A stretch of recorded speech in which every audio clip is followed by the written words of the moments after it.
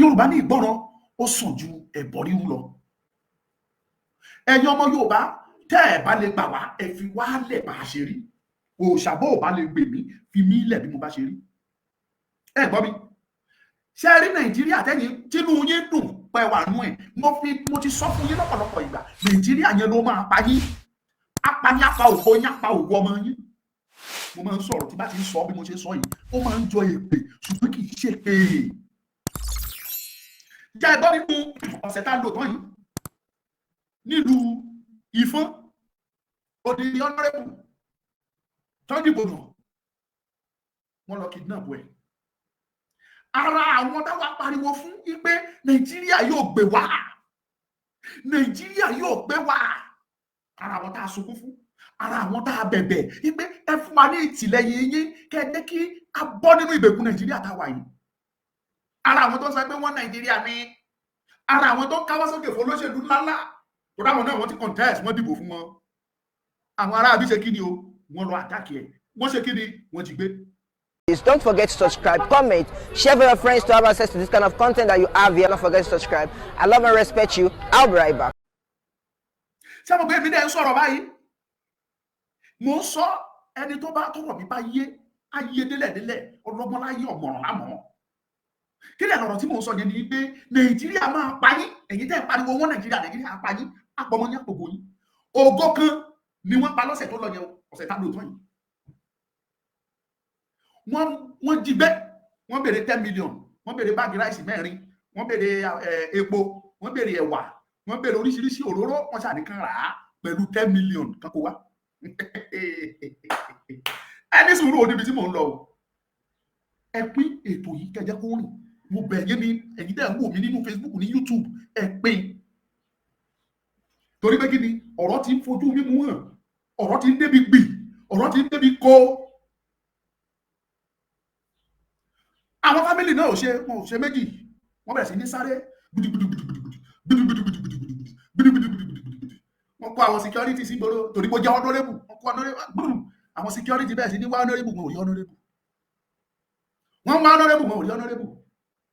Ọmọ Yorùbá láì fi àkókò ṣòfò, wọ́n rèsì owó tí wọ́n rèsì ò pé 10 million, wọ́n wá yọ nínú ẹ̀, wọ́n ra ráìsì, wọ́n rẹwà, wọ́n ròróró, wọ́n rí pé wọ́n ra gbogbo tán ní kan rà, wọ́n rà á, wọ́n wá fi 5 million lé, wọ́n wá ní káwọn méjì lọ kó fún wọn kán lè gba honorable jáde.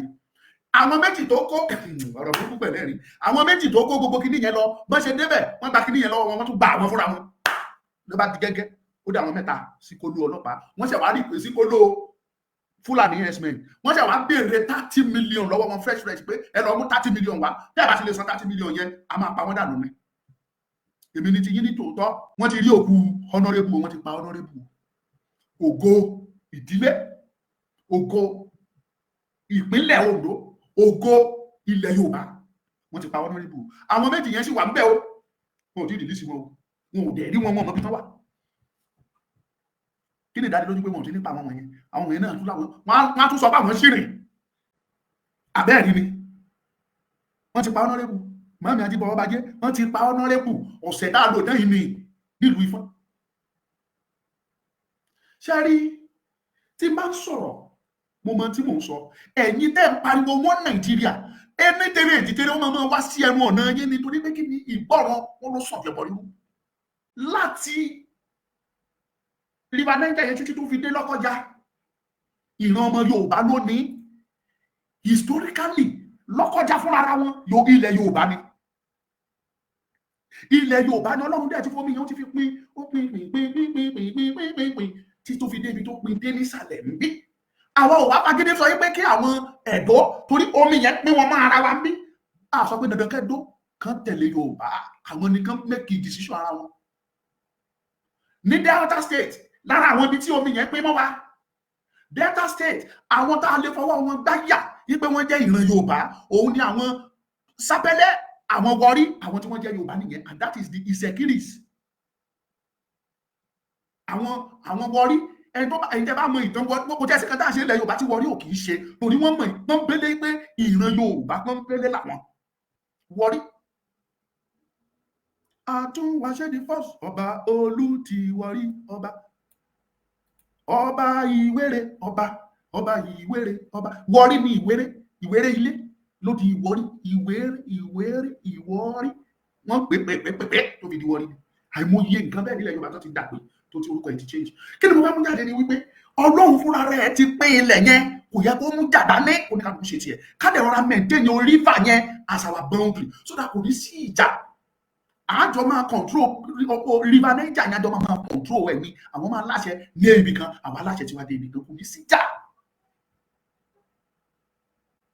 Ṣùgbọ́n o, nítorí pé àwọn tá à ń sọ nípa wọn yìí, torí pé wọ́n sọ yí pé orí màlúù kò tó àwọn mu gàrí, ẹ̀yin àgbà Yorùbá lẹ́dẹ̀ sọ yí pé àgbà ojú kòkòrò ló máa mọ́mọdé sọ yí pé orí màlúù ò tó òun láti mu gàrí.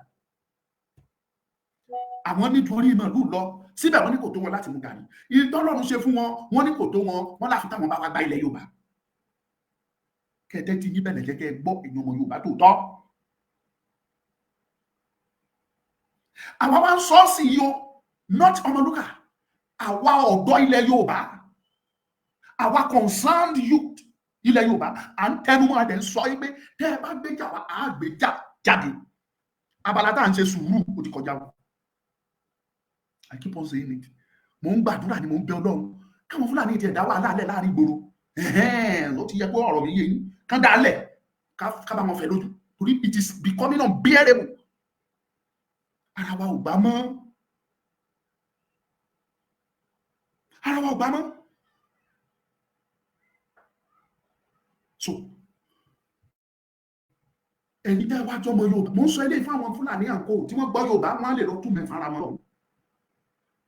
Ṣùgbọ́n ẹ gbọ́ ẹ̀yin ọmọ Yorùbá tẹ́ wà nínú iṣẹ́ ológun, ẹ̀yin ọmọ Yorùbá tẹ́ wà nínú iṣẹ́ ológun, bóyá army ló wà tàbí air force tàbí ọlọ́pàá tàbí navy tàbí DSS tàbí immigration tàbí custom, ẹ̀tẹ́ ti yín bẹ̀lẹ̀ jẹ́ kẹ́ ẹ bọ́. Mo ti sọ̀rọ̀ yìí fún yín rí o, bóyá ẹ mọ̀. Tó o bá jọmọ Yorùbá tí wọ́n bá rán ẹ níṣẹ́ pé kó o lọ arrest ọmọ Yorùbá tó ń ṣe Yorùbá nation, tó o dẹ̀ gbà tó o lọ ṣe, pé kó o wá wọn ọ̀nà kankan kó ṣàfikọ́, tó o bá jẹ́ o dalẹ̀ ìran ẹ tó bá dẹ̀ dalẹ̀ òdì dandan kó balẹ̀ lọ, òṣìkà balẹ̀ kú mi. Tó o bá gbìyànjú tó o jẹ́ ikú oró ikú òjijì ló máa pa wá dìran yẹn. Ẹ jẹ́ kán rán àlejò wá, ẹ jẹ́ kán rán ọmọ Fúlàní wá, ẹ jẹ́ kán rán ọmọ Ìgbò wá, ẹ jẹ́ kán rán ọmọ Kànúrí tàbí Haúsá, kán rán wọn wá, kán wá arrest wa lábẹ́ àṣẹ chief of army staff tó jọmọ Yorùbá. Ẹ jẹ́ kó fúnra rẹ̀ pa àṣẹ kó wá rán ọmọ Fúlàní pé ọmọ Fúlàní yìí o, lọ bá mi mú ọmọ Yorùbá tó jẹ́ ìran mi yìí, torí pé ó jà pé Yorùbá gbọ́dọ̀ bọ́ lóko ẹrú, bá mi lọ arrest ẹ. Ẹ jẹ́ kí Ẹgbẹ́dòkun Káyọ̀dé, ẹ jẹ́ kó rán àwọn ọlọ́pàá tó jẹ́ Haúsá tàbí Fúlàní, kó rán wọn pé kán lọ arrest àwọn ọmọ Yorùbá tá à ń ṣe Yorùbá nation, torí pé kí ni à ń pa àwọn ẹgbẹ́ Yorùbá, ìyà tó ń jẹ Yorùbá náà Nàìjíríà yìí pọ̀ lápọ̀jù, àfẹ́bọ́. Ẹ jẹ́ kó rán wọn wá pé kán wá gbé wa. Wọ́n ṣe bẹ́ẹ̀ nìkan, custom wà bẹ́ ọmọ Yorùbá ni, DSS ọmọ Yorùbá ni, gbogbo yín pátápátá mò ń sọ ilé yìí, ẹni tó bá létí ni kó gbọ́ ohun tẹ́lẹ̀ sọ. Mo sọ fún yín ní kẹ́ ẹ bá lè mọ̀ wípé kì í ṣe bá àmọ́ bó ṣe ń lọ, gbogbo plan yín àdá ẹnikẹ́ni dúró ní táwa sọ ni wípé Yorùbá lẹ́tọ̀ọ́ láti ṣèjọba ara wọn, wọ́n lẹ́tọ̀ọ́ àti dá dúró gẹ́gẹ́ bí wọ́n bá gẹ́gẹ́ bí orílẹ̀-èdè ni wá. Kí Nàìjíríà tó bẹ̀rẹ̀, kí ló dé tí wọ́n jàn wá papọ̀? Wọ́n jàn wá papọ̀ lọ́nà tí ò tọ́. Adẹ̀sọ pé ó ti tó àsìkò àfẹ́ lọ. Bàbá mi olóyè Sunday ọmọdé ẹmọ ló máa ń pòwe, a ní ewúrẹ́ kò sọ pé òun ò bá àgùntàn sọmọ ìyá pọ̀, àgùntàn ló sọ pé ìyá tèmi ò bí dúdú. Àgùntàn ló sọ bẹ́ẹ̀ pé ìyá òun o kò mọ̀ bí dúdú o, òun lọ́rọ̀ wa. Tó ẹgbẹ́ fọdíkàlùkù lẹ̀ kó mójútó tó ní, kò kúkú ní síjà, kò ní sí wàhálà. Ṣùgbọ́n ẹni wọn bá tá a ní, ẹ tún fẹ́ gbà mọ́tò wá ara yín, ẹni lẹ́jù wá lọ. Ẹ̀yin èèyàn mi, tí wọ́n bá sọ fún yín pé àwọn Haúsá tàbí Fúlàní pé wọn ò ní mineral resources kankan, mò ń sọ fún yín pé bàbá ńlá irọ́ ni wọ́n ní jù ní lọ. Àìmọye series of mineral resources tó ń sodo sórí ilẹ̀ wọn, ṣùgbọ́n torí àìnítẹ́lọ́rùn, ìwà olè, jàgùdà pálí, jẹgúdú jẹrá tó wà ní ayé wọn, òun ni wọn ò ṣe fẹ́ gbà báwọn nìkan lọ. Wọ́n máa ríra wọn bíi tálákà, àwọn ló tòṣì jù láyé, àwọn ló mọ bọ́n ṣe ń tọrọ. Tí bá ka àwọn mineral resources tó wà lọ́wọ́ wọn, tó wà ní kàwọ́ wọn nínú ti ń bẹ̀, tó jẹ́ pé kò sí any reason tó fi yẹ kí ìyà jẹ wọn, kò sí any reason tó fi yẹ kí wọ́n máa bẹ̀rù. Ṣé epo nìkan ni mineral resources tán ní láyé ni? Torí pé wọn ò ní petrol, wọn ò ní petroleum. So ìyẹn ti wá fi hàn yìí pé wọn ò ní mineral resources kankan torí pé wọn ò ní petroleum. Yorùbá ẹ wá jẹ́ ká fúnra, ẹ wá jẹ́ ká fúnra. Àwọn pípọ̀ ìmọ̀ tí wọ́n rí kì í ṣe ilẹ̀ ni wọn ò ní, kì í ṣe owó ni wọn ò ní, ṣùgbọ́n they are born to rule. Gẹ́gẹ́ bí orúkọ wọn wọ́n ṣe sọ, wọ́n ní àwọn born to rule. They want to dominate this land. Ilẹ̀ yìí wọ́n fẹ́ kọ́ńkà ẹ̀, wọ́n fẹ́ gbà á kó jẹ́ tiwọn, kó má sí kankan fún ìran Yorùbá. Ṣùgbọ́n ẹ̀yin Yorùbá ìjìnlẹ̀ fọwọ́ lẹ́rán, ẹ̀ ń wòran, kó bá lè bàjẹ́ kó bàjẹ́. Yorùbá, mo ń sọ eléyìí, ìwọ tó bá jọmọ Yorùbá tó dẹ̀ wà ní DSS, tó wà láàbì, tó wà lọ́lọ́pàá, wọ́n bá rẹ̀ pé kó wá mú kankan ló wà tètè yẹrí ẹ o, fi ṣe yẹrí ẹ o kò. Torí ègún ìrandéran ni, ègún àtilédélé ni. Tó o bá tẹ́rí sí tó o ṣe,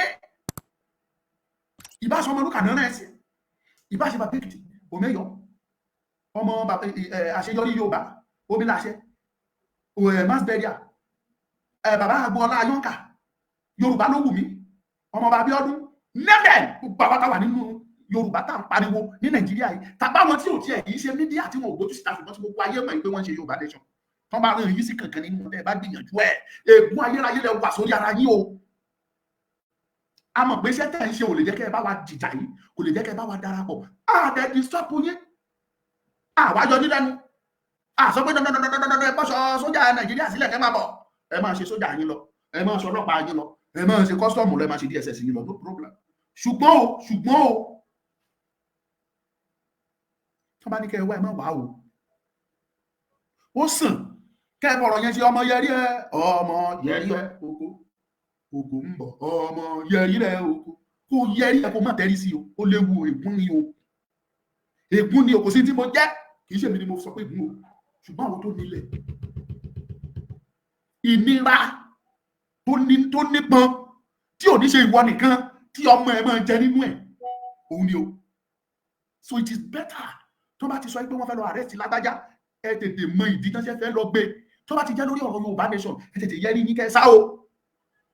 Mo sọ tèmi o, ẹ tó bá létí kó gbọ́. Iléyá o, ọmọ Odùduwà,